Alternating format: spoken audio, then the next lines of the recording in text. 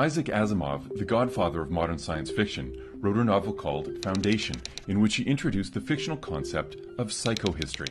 The idea behind psychohistory was that while you can't perfectly predict the behavior of a single individual, with enough data on enough variables and sufficiently advanced mathematics, you could predict the broad patterns of human history.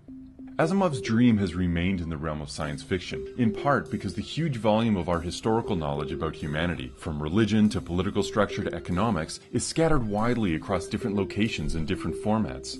But, believe it or not, fiction is now becoming fact. Thanks to a 6-year partnership grant from the Social Sciences and Humanities Research Council, a team of scholars from around the world, from fields as diverse as evolutionary biology to psychology to archaeology, are working on a project that's concentrating huge volumes of data on social complexity, warfare, ritual, religion, resources, politics, and economics, all into one place, converting qualitative data into quantitative data and tagging literally every variable in both space and time.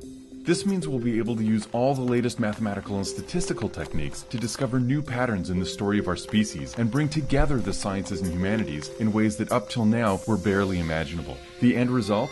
The most powerful single source on human history ever compiled.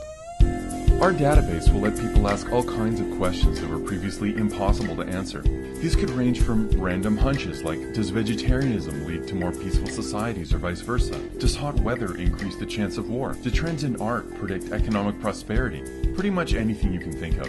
But what the database will also enable us to test are the really big questions that scholars, politicians, and ideologues have been bickering over for centuries. Questions crucial both to Canadians but also to the entire globe. What factors allow for the rise of large-scale societies? Why do some states persist and thrive while others collapse?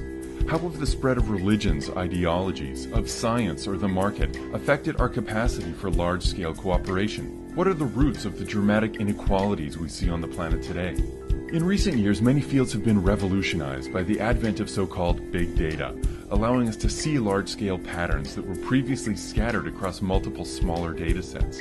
With the generous support of the Social Sciences and Humanities Research Council, that revolution is now coming to the study of humanity as a whole. Soon, anyone with an internet connection will be able to access and query the database, which is already growing rapidly right now as you watch this video.